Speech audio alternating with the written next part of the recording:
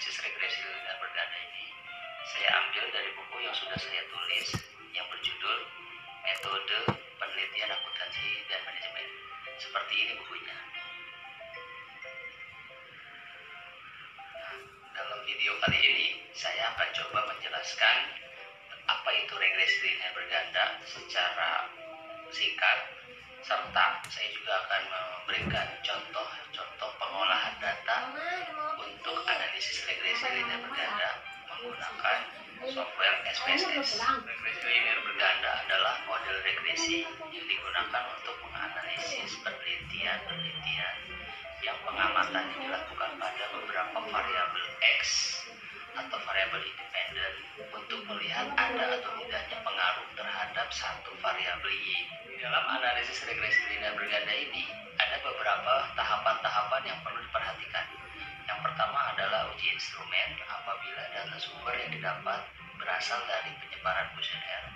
Yang kedua adalah uji asumsi klasik, di mana uji asumsi klasik terdiri dari uji normalitas, uji heteroskedastisitas, uji multikolinialitas, dan uji autokorelasi.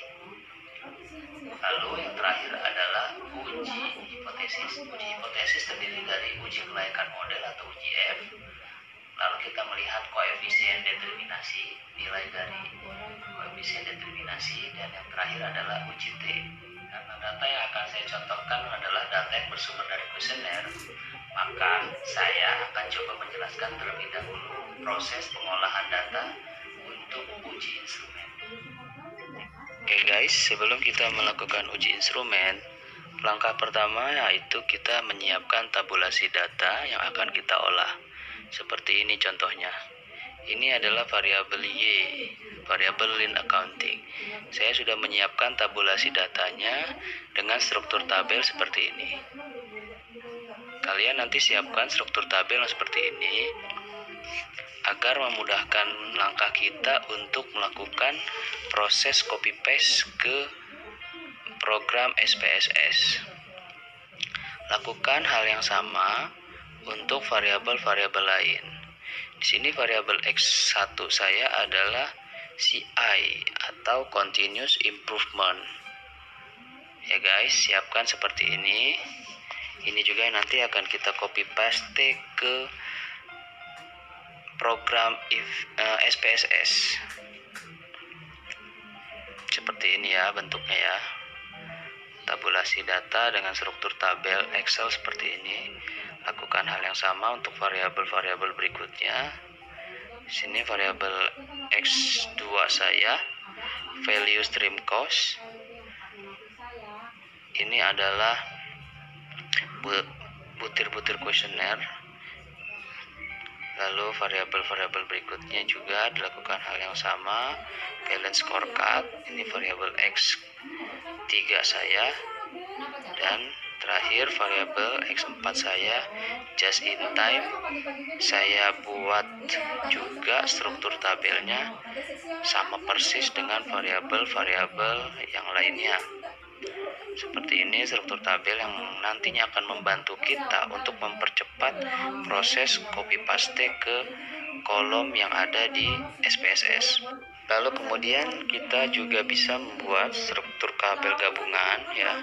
Fungsinya di sini untuk lebih mempermudah kita dalam melakukan copy paste ke tabel yang ada di SPSS nanti, karena ini berisi semua data gabungan dari semua variabel yang kita teliti. Jadi kita tidak perlu mengcopy paste satu-satu variabel, tapi bisa langsung secara keseluruhan sekali kerja. Nah, seperti ini bentuknya ya, struktur tabel gabungan dari ke semua variabel yang kita akan olah datanya pada program SPSS. Oke guys, ya jadi lebih banyak ya dibanding per variabel, tapi ini mungkin lebih efisien dan efektif kalau saya melakukan hal ini tidak satu-satu. Jadi saya buat dulu struktur tabel secara keseluruhan, saya siapkan program SPSS-nya, lalu saya copy paste sehingga prosesnya bisa langsung selesai. Oke guys, Selanjutnya kita buka program SPSS. Oke guys, perlu kita ketahui uji instrumen ini penting dilakukan untuk penelitian yang sumber datanya berasal dari kuesioner. Karena hal ini perlu dilakukan untuk melihat apakah butir pernyataan yang telah dibuat dalam kuesioner memenuhi syarat utama, yaitu validitas dan reliabilitas. Pada bagian variabel view di program SPSS, langkah pertama yang kita lakukan adalah memasukkan variabel-variabel yang kita teliti yang ada di program Excel ini. Contohnya, di sini ada variabel lean accounting 1, maksudnya di sini adalah indikator dari variabel lean accounting. Satu variabel terdiri dari 8 indikator. Ini tergantung variabelnya ya guys, tidak harus 8, jadi sesuai dengan variabel yang diteliti saja. Nah, kita masukkan indikator-indikator ini ke dalam program SPSS. Ya, kita ketik saja setiap nama indikator dari variabel yang kita teliti. Contoh tadi lean accounting ada 8 indikator, berarti kita buat di sini LA1 sampai LA8. Perlu diperhatikan di sini measure-nya dalam posisi scale ya guys. Lalu lakukan hal yang sama untuk indikator yang lainnya ya guys. Sini LA2, jangan lupa measure-nya dalam posisi scale. Lanjutkan seterusnya untuk keseluruhan indikator variabel. Di sini jumlah indikator tergantung dari representasi variabel ya guys. Tidak semua variabel jumlah indikatornya 8, tergantung dari penjabaran deskripsi variabel tersebut. Apakah 5 indikator saja sudah cukup menggambarkan deskripsi variabel tersebut, atau memang bisa lebih. Sifatnya tergantung dari konsep teori si variabel tersebut. Posisi measure-nya dan lupa scale.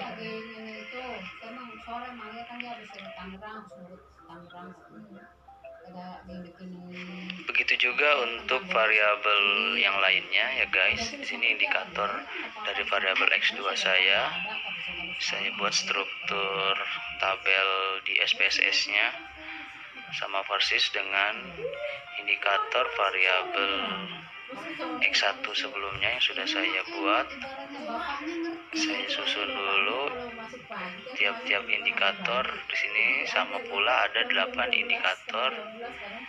Lalu measure-nya dalam posisi scale. Semuanya klik 2 kali saja guys, biar langsung otomatis. Lakukan kembali untuk variabel berikutnya ya guys, dengan cara yang sama. Jangan lupa measure-nya dalam posisi scale. Kalau saya malah paling senang kalau dia malah tempat saya, makanya ayahnya bawaan aja. Dia tahu sendiri yang kemarin 40 hari kan siap 3. Lagi repot-repot mana banyak tamu ya. Mau saya udah istirahat itu udah, lahnya pusing jam 12 belum dijemput juga. Masih dan kan tahu sendiri anaknya kan. Ke saya kalau tidak dilepas kemana-mana. Lagi langsung karena nggak ada jalan kemana. Sampai udah diantar sama Jola. Kakaknya ngambil ke Ila, ibunya masih tidur kan jam 1 atau saya. Orang-orang ya kalau saya nggak punya kesibukan gede istilahnya bisa ngomong nggak bisa. Kakaknya mah nggak ini sih nggak kayak anak diajak kemana-mana. Iya. Bentar lagi ibunya bangun ini gitu. Saya kalau nggak lagi repot mah ya iya. Saya nggak hitungan waktu. Saya kan udah tahu saya lagi repot gitu loh. Makanya itu banyak-banyak. Kalau sih ibunya bilang tugas sih nggak itu ya. Yang tahu. Si pertama, kedua, Iya, 321, sip 3, sip 2, sip 1. Ini kan kemarin kan itu sore, apa ini kan masuk malam. Besok mau sip 3 sih. Kata saya sebenarnya malah rugi kalau di sip ini, kata saya. Kalau sip 3, kalau pas lagi nginep ya Apalagi Sabtu kan. ini. Kan kemarin juga ibunya Pira katanya, Sabtu mah saya setengah hari mah katanya. Tapi mah si Pira mah ada ayahnya. Kalau si Delta mah bapaknya di rumah ya tetap aja. Masa enggak ini? Kalau Pira mah. Kalau itu kan Kadang-kadang Pira aja itu. Ntar biarin ya, ntar Piranya cuman pulang. karena kalau lagi itu aja dia lagi sip 2, anaknya pagi masih tidur. Kata nanti aja deh bude katanya gitu kan. Dan itu saya ambil kan jam 7:30 gitu. Kadang kan udah bangun bude gitu. Iya, bisa emang. Kadang-kadang dimanfaatin ya. Ya tadi sih Itu tadi beli beras tuh. Yang saya aku belum beli berapa 8.000. Kemarin juga kan dapat ya yang bantuan Indonesia itu. Itu berasnya masih utuh itu. apa terus kemarin mamanya Eren ngasih beras juga. Terus Kemarin dapat kuenya kan? dapat mamanya Ayu temennya Putri kan tuh kemarin tukang itu apa ini pabrik kenteng nganterin beras kalau enggak dari Ceput. Kalau saya bilang 100 hari masih datang sih nggak mau ngomong halus Lah kan. tadi itu ketemu sama itu mamanya siapa? Rizky. Tadi. Kemudian selesai kita menginput keseluruhan indikator dari variabel yang kita teliti, kita rubah pada kolom desimal ini menjadi 0. Lakukan hal yang sama untuk keseluruhan indikator variabel yang akan kita teliti. Ya, jangan sampai salah guys ya. Sini dalam posisi 0 semuanya. Orang-orang itu masih catatannya ntar sore aja sih malu orang pada kesini sih ya kan sebentar Saya kan situ kan pernah di sono. Iya. Jadi orang pada kenal. iya sih Mereka juga ya tambahan si pabrik kerja kan. iya, dengar berita begini tanpa sakit kan, ya istilahnya kan.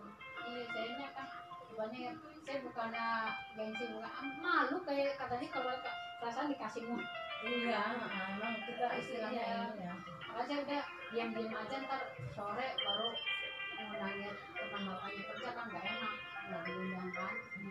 Makanya saya kalau bikin besek saya lebihin tiap hari Bikin berapa? 110. Saya tuh kemana makan? Tahu saya nggak tuh bakal banget. Tapi saya mah nggak dapat undangan, cuman kan sih nggak enak udah tiap hari Di lewat. sini undangannya itu ayahnya menerima undangan dan Pak RT udah dikasih semua Udah Pak RT tapi sih udah nggak apa nggak ini kan nggak diundang tapi saya tiap hari lewat ya gitu teman bapaknya kerja kan dulu. Iya, kayaknya sih apa RT sono jadi mungkin minta data yang lama, tapi kalau minta data yang lama kenapa situ nggak ada? Iya. Dia pikir pas corona.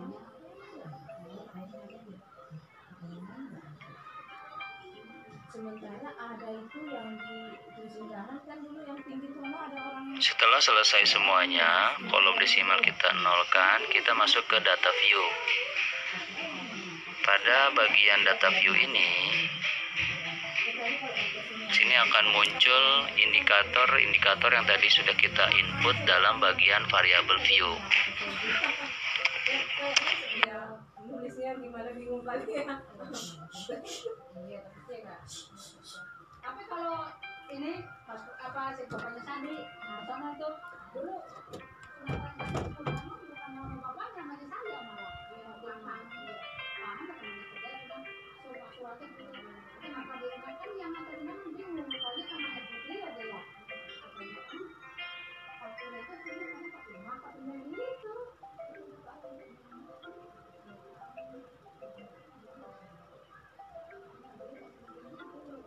Kemudian kita copy paste data dari indikator setiap variabel yang kita buat dalam sheet gabungan.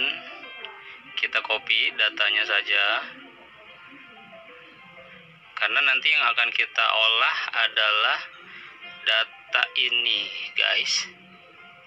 Oke, copy semua.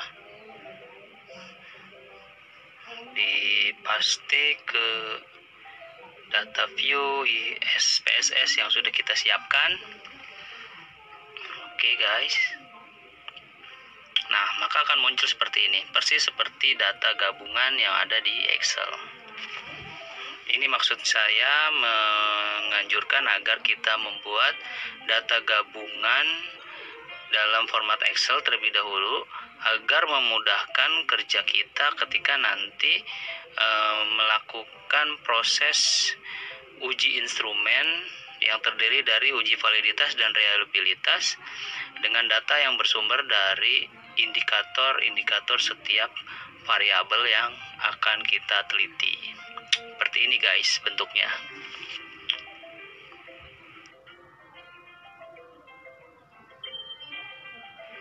Setelah itu kita sudah bisa melakukan proses uji instrumen yang pertama, yaitu uji validitas. Klik analyze, lalu pilih scale dan kemudian pilih reliability analysis. Nah, di sini blok butir pernyataan untuk setiap variabel. Contoh di sini variabel LA, Lean Accounting. Kita melakukan uji validitas ke semua indikator variabel. Di sini saya hanya menyontohkan yang variabel LA saja, karena pada dasarnya cara yang sama dilakukan untuk indikator-indikator variabel yang lain. Oke, sudah masuk ke dalam kolom item, kotak item sudah masuk, dan pastikan pada bagian menu model dalam kondisi alpha. Lalu klik statistik, maka akan muncul kotak dialog reliability analysis statistik. Pada kolom descriptive for centang diberikan tanda centang. Perhatikan pada bagian descriptive for, di sini ada 3 kotak. Pastikan yang kita centang adalah pada bagian scale if item deleted. Lalu pada kolom inter item centang kotak correlation. Kemudian klik continue, lalu klik lagi OK. Maka akan keluar output seperti berikut ini.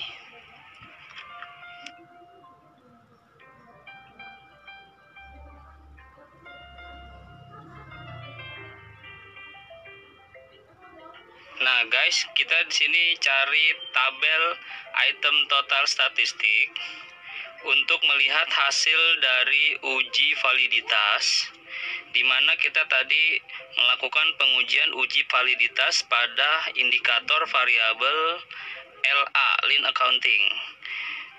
Variabel Lean Accounting memiliki 8 indikator.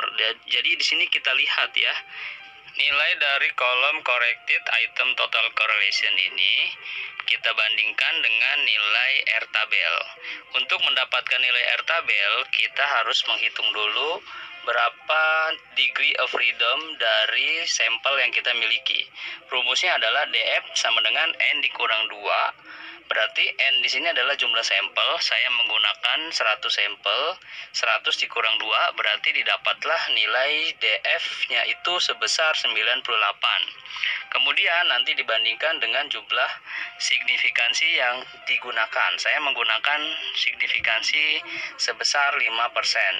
Jadi nanti di sini di tabel R kalian lihat pada baris 98 kolom 5%, maka didapatlah nilai degree of freedom sebesar 0,197. Maka di sini kita bisa lihat apabila ada nilai butir pernyataan yang di bawah 0,197, maka butir pernyataan itu dikatakan tidak valid. Maksud tidak valid adalah bahwa butir pernyataan dianggap tidak bisa dijadikan alat ukur penelitian. Lalu kita bisa lakukan kembali pengukuran uji validitas untuk instrumen variabel yang lain.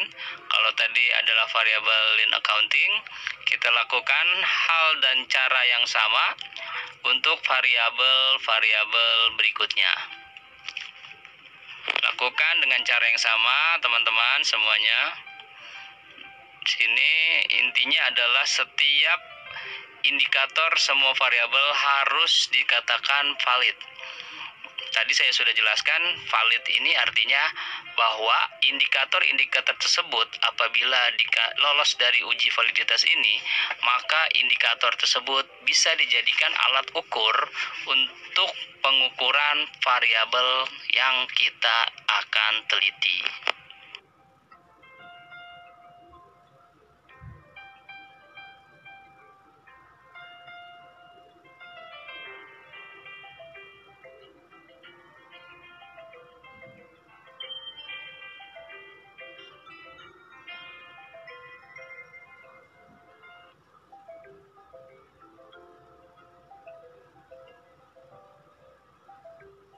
Selanjutnya di sini kita melakukan pengujian reliabilitas dengan cara yang sama seperti pengujian validitas. Pengujian reliabilitas di sini memiliki tujuan untuk mengetahui ada atau tidaknya kekonsistenan dari jawaban yang didapatkan walaupun kuesionernya ini digunakan berkali-kali kepada responden yang berbeda. Nah, di uji reliabilitas ini kita lihat tabel reliability statistik pada kolom Cronbach alpha. Di sini didapat nilai Cronbach alpha sebesar 0,648. Nah, nanti nilai 0,648 ini kita bandingkan dengan nilai R tabel yang tadi ya guys, yang sebesar 0,197. Nah, asumsinya adalah nilai Cronbach alpha harus lebih besar dari 0,197 agar didapatkan kesimpulan bahwa kuesioner yang digunakan dalam penelitian ini secara keseluruhan bersifat reliable. Dan bisa kita lihat di sini nilai Cronbach alpha sebesar 0,648 yang itu artinya lebih besar dari 0,197. Oke guys, selesai uji reliabilitas. Bisa kita simpan atau tidak. Opsi ini tergantung kalian ya. Jika ingin simpan klik yes, jika tidak klik no. Nah, itulah dia tadi proses pengujian reliabilitas. Kita lakukan untuk instrumen variabel yang lain dengan cara yang sama dan cara pembahasan yang sama, sehingga kita bisa mengetahui tingkat kereliabilitasan dari masing-masing kuesioner yang kita gunakan sebagai alat ukur pengukuran variabel.